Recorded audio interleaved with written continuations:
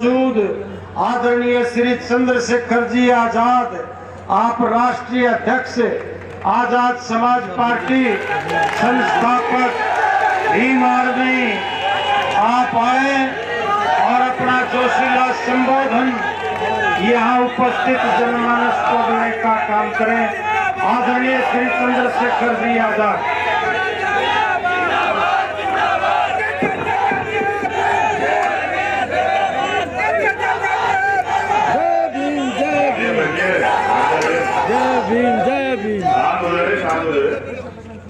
नीचे कर लीजिए, बैठ जाइए। समय हम पे थोड़ा सा कम है क्योंकि हमें तीरथ जाना है। बहुत कम समय में हम आपके बीच बात रखेंगे, तो चाहूंगा कि आप लोग जो है शांति सुने। जय भीम, जय भीम, जय भारत, जय भारत, जय संविधान, जय संविधान। बहुजन समाज में जन्मे सभी संतों महापुरुषों को नमन करते हुए करुणा के सागर तथागत गौतम बुद्ध, संत श्रोमणी सद्गुरु रविदास जी महाराज, भगवान वाल्मीकि महाराज, गुरु नानक देव, संत कबीर। आज भगवान वाल्मीकि प्रकट उत्सव भी है, हमारा त्योहार भी है। इसके लिए भी आप सब लोगों को बहुत बहुत मंगल कामनाएं।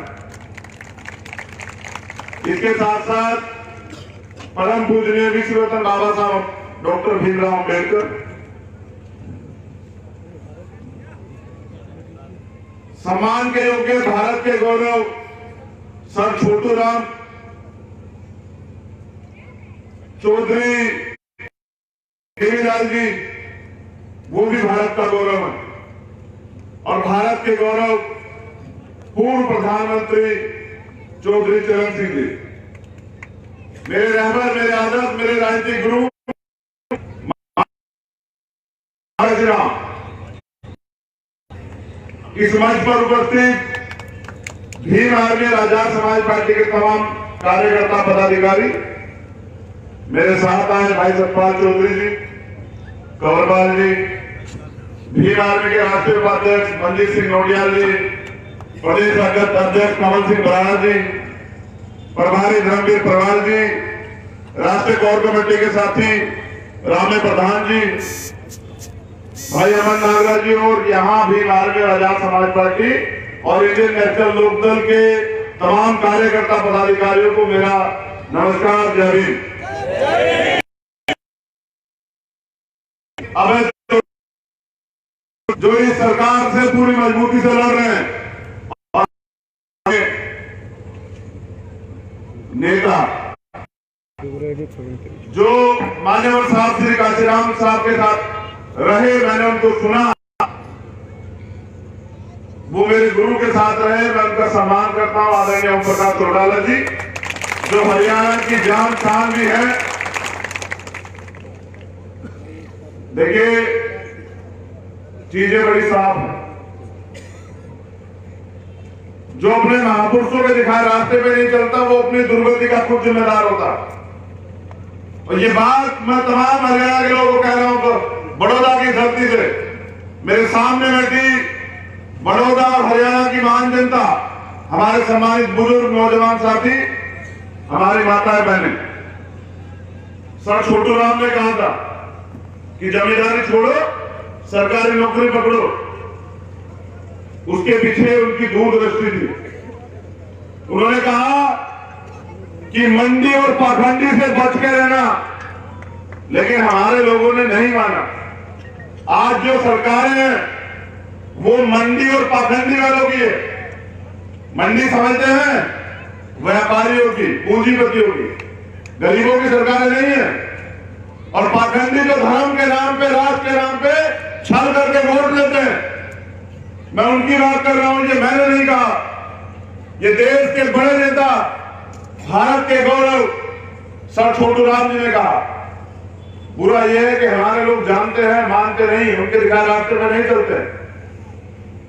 आज जो किसान अध्यादेश, जो बिल पास हुआ, वो बिल इसलिए पास हुआ क्योंकि आपका प्रतिनिधित्व लोकसभा में नहीं है। अगर यहां से हमारे आदरणीय एक भी साथी जिम्मेदार वहां होता, तो मुझे उम्मीद है कि नरेंद्र मोदी के सामने खड़ा होकर अभय सिंह चौटाला के परिवार का एक भी आदमी वहां होता तो जवाब मांगता।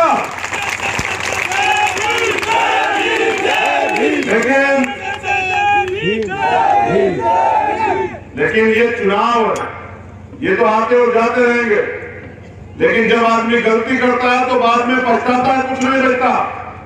मैं यहां इसलिए आया कि जब मेरी भाई अभय सिंह चौटाला से बात हुई तो उन्होंने मुझसे एक ही बात कही कि आदरणीय चौधरी देवीलाल जी का एक सपना था कि सामाजिक भाईचारा मजबूत हो, और सामाजिक भाईचारा मजबूत होगा तो पूंजीपतियों की राजनीति खत्म हो जाएगी, गरीबों की, कमजोरों की, दलितों की, पिछड़ों की, शोषितों की राजनीति शुरू हो जाएगी, और यही हमारा सपना।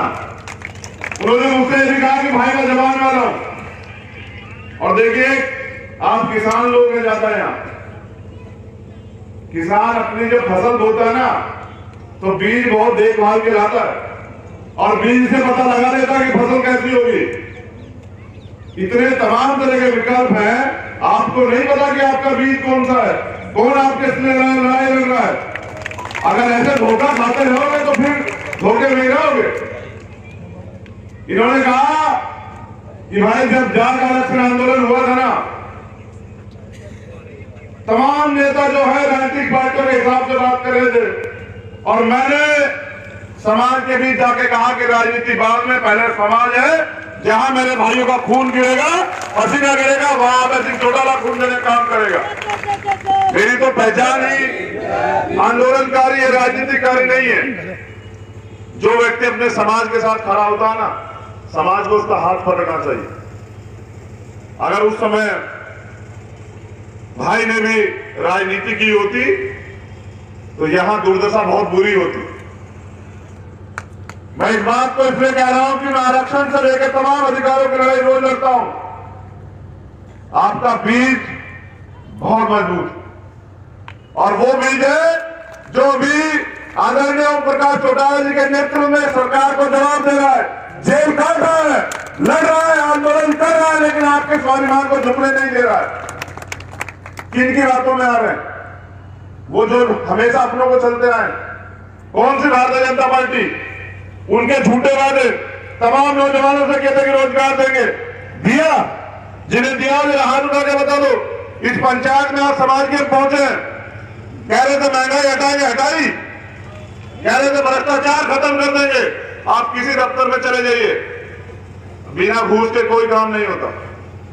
कह रहे थे महिलाओं को सुरक्षा देंगे, लेकिन जितने अत्याचार हरियाणा में और पूरे देश में जहां जहां की सरकारें हो रहे हैं, आप विश्वास कीजिए कहीं भी नहीं होते। रोज हरियाणा में कानून की धज्जा उड़ाई जाती है, इन्हीं की सरकार है। और ये लोकतंत्र का दुरुपयोग करके ये कहते हैं कि 4 साल सरकार रहेगी। क्या करोगे 4 साल में? जो किसान अपने खेत की फसल को अपने बच्चे की तरह पालता, गौर से सुनिएगा, जो किसान जैसे अपने बच्चे को पालता है ऐसे अपनी फसल को पालता है। और दुर्दशा ये देखिए कि किसान खेत में या घर पे फांसी लगा के मरता है, और उसका बेटा जो है, क्योंकि बड़े पैमाने पे जो आर्मी में जो लोग हैं, सेना में जो लोग हैं, जो देश की सेवा कर रहे हैं, वो बॉर्डर पे शहीद होते हैं। वो वहां होता है कि हमारे माँ बाप के यहाँ कमर में लाठियां पड़ रही है सरकारों के नेतृत्व में, जब ये अपने अधिकारों के लिए लड़ रहे हैं। क्यों आपका दिल नहीं पसीजता? क्या आपको अपने बच्चों के दुख, उनकी तकलीफ दिखाई नहीं देती? कौन सी लड़ाई लड़ रहे हैं हम लोग कि जिसमें आप अपने बच्चों को, तो भारतीय जनता पार्टी या कांग्रेस की सरकार है, राजनीतिक रूप से सरहद पे सेना का यूज करती है। सब तो आपके सामने है। किन पे भरोसा कर रहे हैं? ये लोग ना पहले आपके थे, ये पूंजीपतियों की सरकार है, और ये पूंजीपतियों को ही भला कर रही है। पूरे कोरोना काल में इनका भ्रष्टाचार चरम पे रहा, देश की इकोनॉमी डूब गई। लेकिन यहाँ अडानी मंडी वाले लोग जो सर छोटू राम कह के गए, वही मंडी वाले लोग अडानी अंबानी दूसरे तीसरे नंबर पर चले जाते हैं। ये कैसे हो सकता है कि घर में पैसे की कमी और एक आदमी जो है पैसे में सर्वोच्च हो रहा हो? इनको कुछ नहीं करना, इनको सिर्फ और सिर्फ इस देश के किसान की रीढ़ तोड़ देनी है, इनको कमजोर कर देना है, उनके हक अधिकार छीन लेने। इसलिए लोकतंत्र में कहते हैं कि जनता जो चाहती है वो होता है, लेकिन सारा किसान विरोध में है। लेकिन इनके कान पर जू नहीं देंगी। इन्होंने बिल से पीछे नहीं थे, मार्शल लगा के ये पूरा बजट पास कराया। अब भी इन पर भरोसा करेंगे हमारे लोग। यहां एक ही प्रत्याशी है जो दौड़ में भी है और उसका अगर सामना है तो उनके अपने लोगों से, दूसरों से नहीं है। अगर इंडियन नेशनल लोकदल के कार्यकर्ता और आजाद समाज पार्टी भीम आर्मी कार्यकर्ता आज के बाद ये ठान लेके अगले 2 दिन वो लोग सोएंगे नहीं, पूरी ईमानदार जाके फील्ड में काम करेंगे, तो मैं गारंटी देता हूं कि जोगेंद्र मलिक सबसे ज्यादा वोटों से जीतकर यहां आएंगे और एक नई लहर पूरे देश में चलेगी। अगर आपका भरोसा कांग्रेस पे हो तो मैं माफी चाहता हूं उससे। ये वही कांग्रेस है, इस देश में किसानों के एक और बड़े नेता हैं थे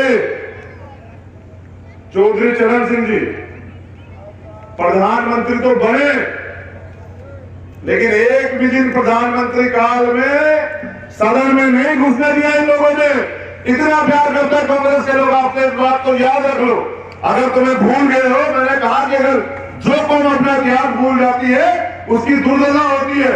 ये वही कांग्रेस है, चाहे सर छोटू राम हो, चाहे चौधरी देवीलाल हो और चाहे चौधरी चरण सिंह हो। अगर सबसे ज्यादा रोड़े, अगर मैं झूठ बोल रहा हूं तो आप अपना इतिहास चेक लीजिए कि अगर सबसे ज्यादा रोड़े इनकी राह में किसी ने अटकाए हैं तो वो कांग्रेस ने अटकाए हैं। और वो कांग्रेस जिन्होंने तब आपकी लड़ाई नहीं लड़ी, तब आपके जिनको आप आदरणीय सम्मान्य मानते, तब उनको जो है नीचा दिखाने का काम किया। आज वो आपकी लड़ाई लड़ेगी क्या? नहीं लड़ेगी। वो तो गरीबों की और आपकी बात इसलिए कर रही है क्योंकि वो चाहते हैं कि सत्ता में 2 ही लोग बड़े हैं, क्या तो भारतीय जनता पार्टी या फिर कांग्रेस। लेकिन मैं कहना चाहता हूं, यहां दलित समाज के नौजवान बैठे हैं, बड़े गौर से सुनना और घर जाके अपने दिल में इस बात को अमल में लाना कि ये राजस्थान है पड़ोस में, और सबसे ज्यादा दलितों पर अत्याचार अगर कहीं हो रहा है उत्तर प्रदेश के बाद, हरियाणा के बाद, तो वो यही हो रहा है। कांग्रेस की गवर्नमेंट है। ये राजनीति करने हाथों तो जाते हैं, लेकिन ये वहां नहीं जाते हैं। ये आपके हितैषी कभी नहीं हो सकते हैं, क्योंकि मंडी और पाखंडी जो दोनों चीजें है ना, इनको चलाने वाले पूंजीपति लोग हैं, चाहे भारतीय जनता पार्टी हो या कांग्रेस, ये दोनों एक है। ये एक सिक्के के 2 पहलू, दिखते तो 2 हैं लेकिन अंदर से एक है। इसका बड़ा उदाहरण ये है, आदरणीय चौटाला जी सुन रहे होंगे, मध्य प्रदेश में वोट तो दिया था कि भाई भाजपा प्रेम करता है जितना आप तमाम लोग करते हैं। आज बड़ौदा की धरती पे कि इस देश का बड़ा परिवार है, उसके मान सम्मान के लिए हम लोग खड़े हुए हैं। मेरे आज भी याद है, मैंने माननीय काशीराम साहब को बहुत करीब से बड़ा प्रकाश भारती यहां बैठे हैं। उन्होंने जब 1990 में रैली की थी ना बोर्ड क्लब पे, चौधरी देवीलाल सिंह जी ने, और ऐसे ही जैसे मुझे यहां बुलाया गया सम्मान देने के लिए, समाज को सम्मान देने के लिए, तो ऐसे ही माननीय साहब श्री काशीराम को बुलाया था। और उन्होंने जब इस व्यवस्था में देखा पूंजीपतियों की कि कमेरे और किसान, मजदूर, गरीब, दलित एकजुट हो रहे, तो सत्ता तुमसे छीन लेंगे। इसलिए षड्यंत्र करके तमाम तरह टुकड़े किए गए, भाईचारा खत्म किया। अब इस भाईचारे को बनाने की जिम्मेदारी आप, क्योंकि कोई धर्म जो है नफरत करना नहीं सिखाता। मुझे सुनने के लिए बहुत बहुत आभार। मैं आपसे 3 तारीख को आप सभी लोग अपनी जिम्मेदारी अदा करें लोकतंत्र में, क्योंकि लोकतंत्र में जिम्मेदारी एक दिन के लिए नहीं है, आगे 4 साल है। और मैं ये भी वादा करता हूं कि हम आगे आने वाले दिन पूरी मेहनत से काम करेंगे। और याद बैठे में जिनको लग रहा है कि वो साहब विधायक है, हो सकता है वो इस प्रदेश के मुख्यमंत्री बने। आप तो आने वाली 3 तारीख को एनएच के निशान के सामने जो है बटन दबा के, और आप लोग जोगेंद्र मलिक जी को विधानसभा भेजने का काम करें और ये वादा करें कि यहाँ पूंजीपतियों की सरकार को उखाड़ देंगे। अगर आप ऐसा नहीं करते हैं तो याद रखिए कितने लोगों की कुर्बानी लेंगे आप। वो जो आंदोलन था ना, जाट आरक्षण आंदोलन, वो आपके बच्चों के लिए था कि आपके बच्चे आरक्षण के लाभ से सरकारी नौकरियों में जाए। और माननीय काशीराम साहब और चौधरी देवीलाल साहब ये चाहते थे कि जब 52% रिजर्वेशन ओबीसी के बच्चों को मिलेगा तो 100 में से 52 बच्चे जो हैं ओबीसी समाज के, जाट के बच्चे जो है, कश्यप के बच्चे जो ओबीसी जितना भी बैकवर्ड है, वो IAS IPS डॉक्टर इंजीनियर बनेंगे। और जब वो डॉक्टर इंजीनियर बनेंगे तो समाज का विकास होगा। और ऐसी मेरी मंगल कामना है कि आप इस आंदोलन में साथ देंगे तो दोनों हाथ उठा के भी मजबूती मिलेगी कि आप इस आंदोलन को आगे बढ़ा रहे हैं। 3 तारीख में क्या होगा? आवाज नहीं आ रही है। क्या होगा 3 तारीख में? सोना नहीं है, जाके दूसरे व्यक्ति को प्रभावित करना है। वोट सिर्फ देने से चुनाव नहीं जीता जाता, तैयार करनी पड़ती है। माता बहनों से भी कह रहा हूं, वोट तैयार करनी पड़ती है। जो लोग सोचते हैं वोट से कुछ नहीं होता, वोट देने नहीं जाना है, उनको भी लाना है पोलिंग बूथ पे। और जो लोग ये सोच रहे हैं कि गुमराह हो रहा है कि कौन जीतेगा, जो वो वोट है जो सिर्फ होता है कि कौन जीतेगा, तो कान खोल के सुनिए, जोगेंद्र मलिक जीतेगा, आदरणीय ओम प्रकाश चौटाला जी जीतेंगे, हमारा भाई ओबीसी चौटाला जीतेगा और यहाँ गरीबों की सुनवाई होगी। जय भीम, जय भारत, बहुत बहुत धन्यवाद।